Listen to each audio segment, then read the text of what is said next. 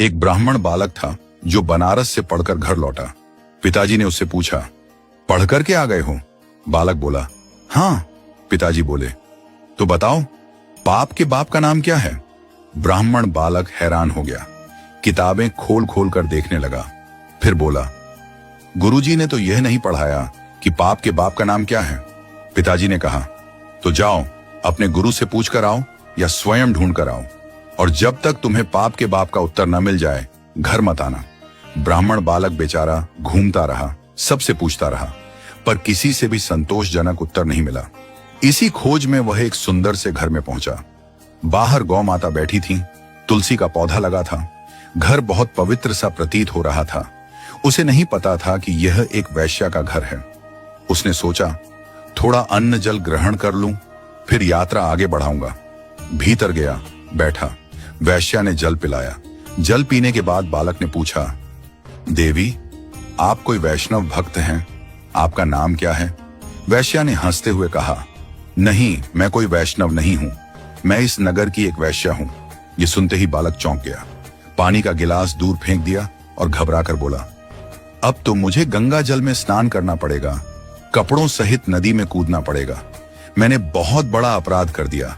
पाप के बाप को खोजने निकला था और एक वैश्या के घर का पानी पी लिया। हरे राम राम राम। पुण्य की बात सोचते हुए वह कान पकड़ने लगा और वहां से निकलने लगा। वैश्या ने उसे रोक लिया। मन में सोचा, यह बालक पाप के बाप को ढूंढ रहा है, ज्यादा दूर न जाने दूं, यहीं पर उत्तर दिला देती हूं। उसने पैर पकड़कर कहा, भगवान, आप जैसे लोग मेरे घर आते हैं, इतने दिनों से भूखे होंगे, पाप के बाप को ढूंढ रहे हैं, कौन जाने कब उत्तर मिलेगा। 2-4 रोटी खा जाइए, कुछ प्रसाद पा लीजिए।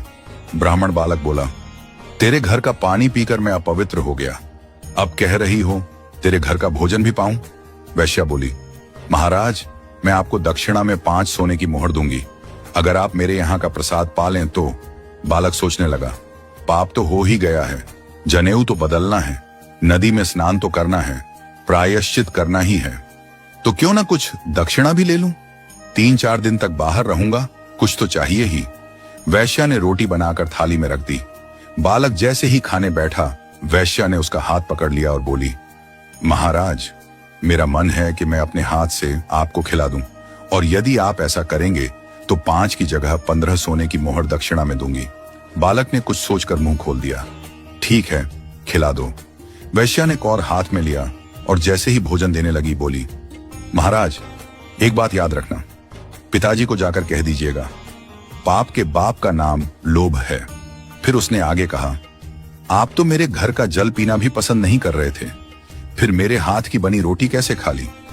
मेरे हाथ से भोजन कैसे ले लिया? बालक बोला, श्रद्धा। वैश्या बोली, नहीं महाराज, झूठ मत बोलिए, ये सब आपने दक्षिणा के लोभ में किया। पाप के बाप का नाम लोभ है, जितना प्राप्त हो उससे अधिक की कामना, यही लोभ है।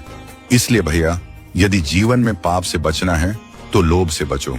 यदि कभी आपसे कोई पाप हो जाए तो एकांत में बैठकर यह विचार करना, मैंने कब लोभ किया था?